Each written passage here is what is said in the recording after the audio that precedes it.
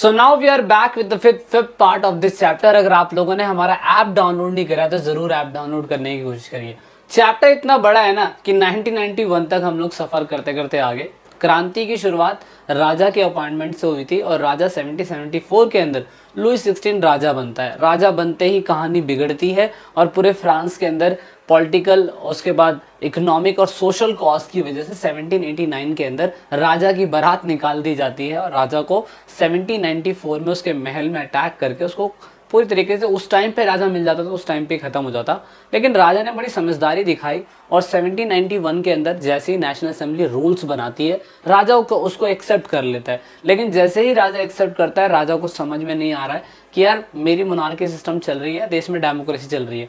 इस हिसाब से कहानी 1971 की तरफ अब आगे बढ़ती है। दो सबसे बड़े डाउट जो बच्चों को अभी तक समझ में नहीं आते हैं वो ये है कि 1971 में अगर नेशनल असेंबली बन चुकी है तो अभी भी जनता को एक्टिव और पैसिव सिटीजन्स में क्यों बांटा हुआ है? क्या सभी लोग इक्वल नहीं है क्या अभी भी? असल में यस, अभी सभी लोग इक्वल नहीं है।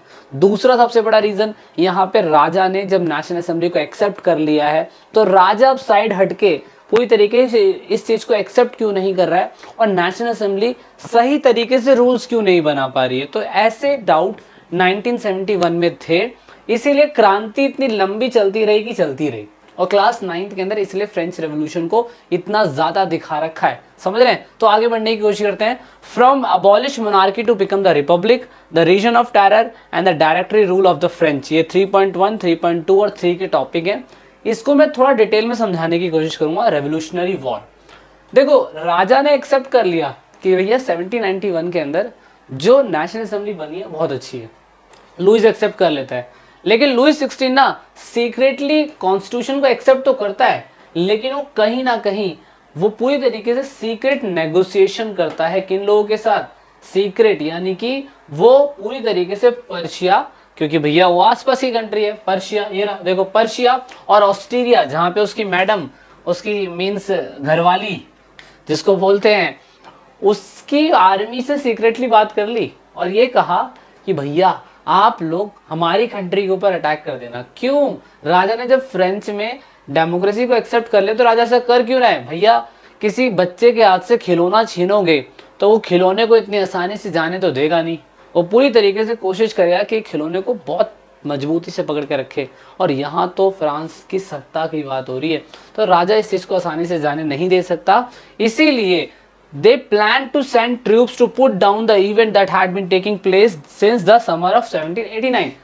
इसीलिए 1789 में जिस तरीके से कांड हुआ था वो कांड ना हो, इसी वजह से राजा ने पर्शिया और ऑस्ट्रिया की आर्मी को बुलाया। और यहाँ पे उस टाइम पीरियड पे पर्शिया और जर्मनी की, पर्शिया और ऑस्ट्रिया की आर्मी फ्रांस में अटैक करने के लिए आ रही थी। और उस टाइम पीरियड पे नेशनल असेंबली ने वोटों के थ्रू एक रूल पास करा अप्रैल 1792 के अंदर। अब दोस्तों कहानी फिर अगेन आगे बढ़ रही है, तो ये टाइमलाइन आपको याद रखने की जरूरत है, ये वाली टाइमलाइन, कि नेशनल असेंबली जो थी पूरी तरीके से 1992 के अंदर, 1792 के अंदर अप्रैल 1972 के अंदर एक बिल पास करती है कि भैया हम वॉर लड़ने के लिए तैयार हैं। किन से वॉर लड़ने के लिए तैयार हैं? पर्शिया से और ऑस्ट्रिया से।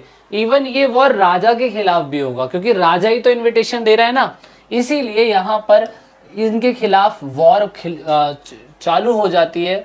और ये वॉर राजा के खिलाफ और पूरे यूरोप में एरिस्टोक्रेसी जो है, पूरे यूरोप में जैसे पर्शिया, ऑस्ट्रेलिया, इटली, ब्रिटेन, यहाँ पे जितना भी राजशाही तंत्र चल रहा है सबके खिलाफ ये युद्ध चालू होता है।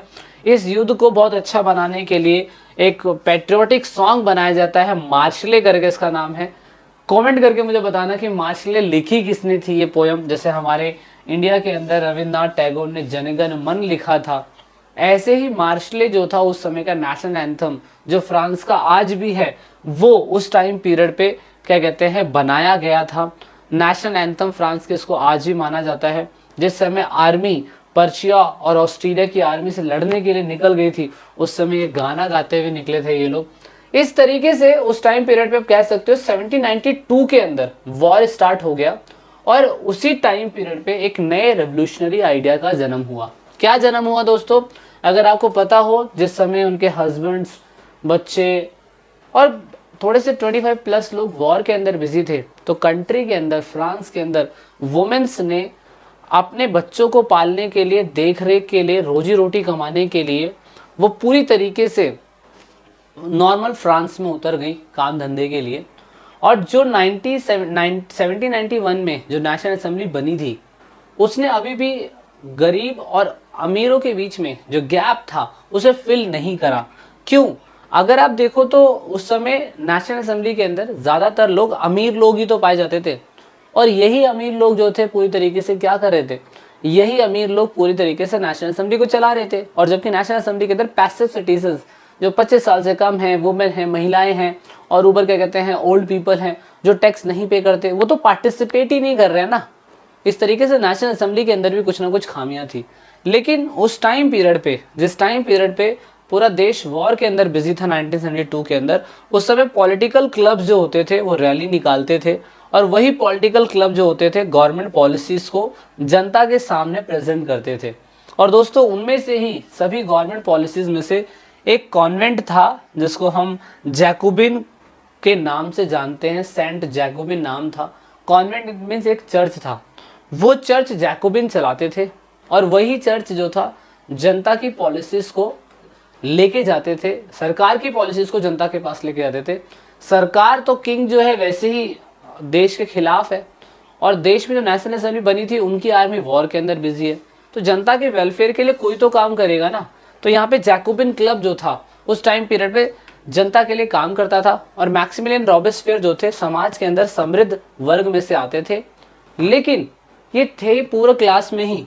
और ये पूरी तरीके से जब जैकोबिन क्लब बना ड्यूरिंग वॉर के टाइम पीरियड पे, तो जैकोबिन क्लब के अंदर वही गरीब लोग थे जो पूरी तरीके से नेशनल असेंबली के अंदर राइट टू वोट नहीं पा रहे थे। याद करो गांधी जी की बात, गांधी जी ने कहा था क्रांति आएगी किसानों से। क्यों?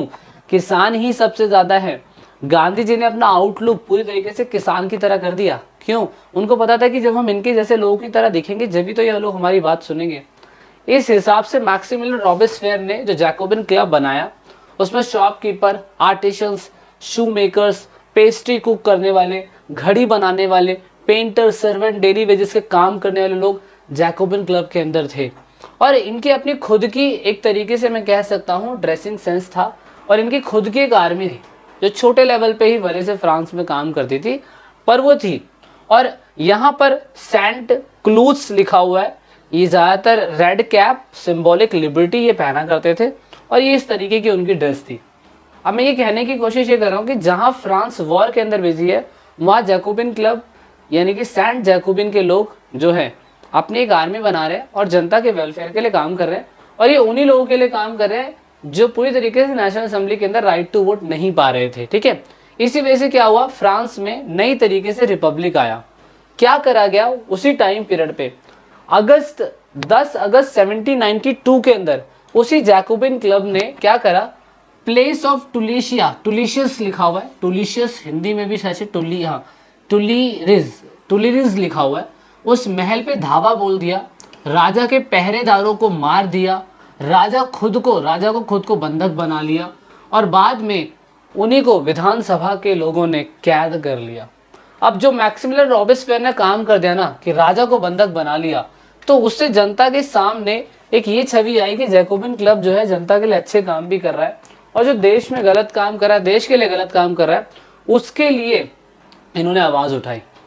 इसकी वजह से 1972 के अंदर इसी मैक्सिमिलियन रॉबेस्पियर के क्लब जैकोबिन क्लब ने बोला कि जो असेंबली बनी हुई है नेशनल असेंबली, उसके अंदर 25 से बड़े एज के लोगों को राइट टू वोट है, वुमेन को वोट नहीं है, 25 से कम जो टैक्स देते हैं उसको वोट नहीं है, ओल्ड कपल को वोट नहीं है, तो ये बिल्कुल गलत है।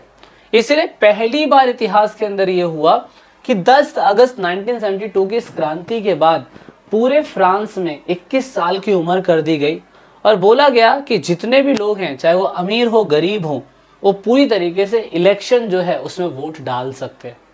यानी कि नेशनल असेंबली ने इलेक्शन करवाया, और उस टाइम पीरियड पे जब इलेक्शन हुआ तो इलेक्शन के टाइम पीरियड पे मैक्सिमिलियन रॉबेस्पियर की गवर्नमेंट जीत जाती है। और 31 सितंबर, ये अगस्त चल रहा है, अगस्त के बाद सितंबर 1792 के अंदर ही मोनार्की सिस्टम पूरी तरीके से खत्म होता है और उसके बाद मैक्सिमिलियन रॉबेस्पियर के अंडर में नेशनल असेंबली जीत जाती है। अब अगेन मैं आपको बताने जा रहा हूँ कि नेशनल असेंबली, ये ध्यान से सुन लेना, नेशनल असेंबली जब तक थी, जब तक एक्टिव और पैसिव सिटीजन वाला सिस्टम चल रहा था। जैसे ही 1792 के अंदर मैक्सिमिलियन रॉबेस्पियर जीतता है तो नेशनल कॉन्वेंस उसका नाम रख दिया जाता है, कॉन्वेंशन, नेशनल कॉन्वेंशन। तो नेशनल असेंबली और नेशनल कॉन्वेंशन में अंतर है, इस पे ज़रूर फोकस करने की कोशिश करिएगा। अब जैसे ही नेशनल कॉन्वेंस बनता है तो यहाँ पे लुईस 16 को सेंटेंस ऑफ डेथ सुनाया जाता है 21 जनवरी 1793 में। क्यों? क्योंकि यही वो राजा था जिसने देशद्रोह करा था। और जैसे ही 1793 के अंदर उनको सेंटेंस ऑफ डेथ सुनाया जाता है तो उसी टाइम पीरियड में पब्लिकली प्लेस द ला कॉरिडोर लिखा हुआ है यहाँ पे, पैलेस डे ला कॉनकॉर्ड लिखा हुआ, जो भी है, यहाँ पे सार्वजनिक रूप पे उनको मार दिया जाता है। और उसके बाद कुछ ही समय के बाद, कुछ दिनों के बाद, अगले महीने आई थिंक, फिर उनकी वाइफ को भी मार दिया जाता है। इस तरीके से मैक्सिमिलियन रॉबेस्पियर पूरी तरीके से नेशनल कॉन्वेंस के पावर में आ जाता है और पूरे फ्रांस के अंदर मैक्सिमिलियन रॉबेस्पियर की ही चलने लग जाती है। मैक्सिमिलियन रॉबेस्पियर उस टाइम पीरियड पे नए कानून लेके आता है, जो कानून नेशनल असेंबली ने बनाए थे उस कानून के अलावा ये कानून सबसे ज़्यादा उस टाइम पीरियड में फ्रांस में चलते थे। कानून क्या थे? सबसे नंबर 1, राशन और मजदूरी सरकार देगी, अधिकतम सीमाएं और कानून बनाने का अधिकार मैक्सिमिलियन रॉबेस्पियर की गवर्नमेंट के पास होगा, किसानों को अपना अनाज बेचने के लिए शहरों तक लाना होगा, सरकार कीमतें डिसाइड करेगी, जैसे आज भी कीमतें सरकार डिसाइड करती है, एमएसपी, ऐसी मैक्सिमिलियन रॉबेस्पियर की गवर्नमेंट ने कहा कि सरकार डिसाइड करेगी कि कितने में गेहूं खरीदना है, कितने में क्या खरीदना है, ये लॉ बनाया गया। उसके बाद बोला गया कि जो महंगा सफ़ेद आटा है उसको, उस पर प्रतिबंध लगा दिया गया और सिटीजन्स को कहा गया कि भैया पूरे नागरिकों को जो गेहूं से बनी हुई रोटी है उसको ही ज़रूरत है खाने की, ब्रेड खाने की ज़रूरत नहीं है। दूसरा, भाषण की आज़ादी सभी को दी गई, राइट टू स्पीच एड्रेस सभी को दिया गया। एंड देन चर्च को बंद कर कर बिल्डिंग्स बनाई गई, बैरक्स बनाए गए, ऑफिसेज बनाए गए, ताकि इन लोगों को नई जगह मिली। इससे मैंने एक पॉइंट और मिस करा हुआ है, कमेंट करके मुझे बता दीजिएगा कि इसमें कौन सा पॉइंट मिक्स है। मैक्सिमिलियन रॉबेस्पियर ने बहुत सारे रूल्स बनाए थे, एनसीईआरटी के अंदर 5 से 6 से पॉइंट दिए हुए हैं, पर आप विकिपीडिया पे सर्च करेंगे तो और भी हैं, लेकिन हमें इतना डीपली तो नहीं पढ़ना है। अब मैक्सिमिलियन रॉबेस्पियर का टाइम पीरियड 1793 से लेकर 1794 तक चला। उस टाइम पीरियड को आतंक का दौर कहा जाता है और ये दौर बहुत ज़्यादा क्रूशियल था पूरे फ्रांस के लिए। 1793 से लेकर 1794 ये वो टाइम पीरियड है जिस समय फ्रांस के लोगों को समझ में आ गया था कि भैया मैक्सिमिलियन रॉबेस्पियर का कुछ नहीं कर पाएंगे। लेकिन ऑफ कोर्स आपको पता है, मत गुरूर कर इस चाहे शरीर पर तेरा भी खाक होगा और मेरा भी खाक होगा, है ना। तो जितने भी इस धरती पे आए हैं जो घमंड करने वाले हैं, घमंड तो रावण का नहीं चला तो मैक्सिमिलियन रॉबेस्पियर का क्या चलेगा, है ना। तो इसीलिए यहाँ पर आप देखोगे उसी टाइम पीरियड में मैक्सिमिलियन रॉबेस्पियर को ex noble class clergy member of political parties, उनको ये पता चल गया था कि अब भैया ये जो इम्प्रीजन का और एड्रेस का मेथड मैक्सिमिलियन रॉबेस्पियर ने बनाया हुआ है ये बिल्कुल गलत है। क्यों? किसी के खिलाफ भी क्या कहते हैं, कोई भी लॉ बना देते हैं, कोई भी चीज़ पास कर देते हैं, किसी को भी सस्पिशियस बना देते हैं और उसको ग्लोटिन करवा देते हैं, मरवा देते हैं। तो ऐसे में जनता को समझ में आ गया कि मैक्सिमिलियन की ये जो नीति है ना ये पूरी गलत है ना। इसीलिए यहाँ पर जो सपोर्टर्स थे जो कह रहे थे कि अब हमें मॉडर्नाइज होने की ज़रूरत है, उन्होंने बताया कि मैक्सिमिलियन रॉबेस्पियर जो है कुछ भी कर सकता है। इसीलिए कुछ टाइम के बाद कॉन्स्पिरेसी रचकर मैक्सिमिलियन रॉबेस्पियर के ही लोगों ने जुलाई 1974 में उसे एड्रेस करा, मतलब उसे गिरफ्तार कर लिया और गिरफ्तार करके उसका भी ग्लोटिन करवा दिया। क्योंकि समाज में मैक्सिमिलियन रॉबेस्पियर बंदा जो किसी को भी मरवा सकता है, ऐसे लोगों का फ्रांस में होने की ज़रूरत नहीं है। तो कहानी कहाँ से कहाँ जा रही है? सबसे पहले राजा का सिस्टम, राजा के बाद नेशनल असेंबली का सिस्टम, नेशनल असेंबली के बाद नेशनल कॉन्वेंस आया, नेशनल कॉन्वेंस के बाद अब क्या आएगा वो हम नेक्स्ट पार्ट में पढ़ने की कोशिश करेंगे। ठीक है, सो आई होप आपने वीडियो लेक्चर सीरीज बहुत समझदारी से, बहुत अच्छी तरीके से समझी होगी। मिलते हैं नेक्स्ट क्लास में आप सभी लोगों से जल्दी। This is it in this video. 1794 तक लेक्चर सीरीज आ चुका है। नेक्स्ट क्लास में मिलेंगे। अधिक जानकारी के लिए आप हमारे ऐप को जरूर डाउनलोड करिएगा। वीडियो की डिस्क्रिप्शन में लिंक है, नहीं तो आप स्कैन करके भी डाउनलोड कर सकते हैं। So this is it in this video. जय हिंद, जय भारत, वंदे मातरम।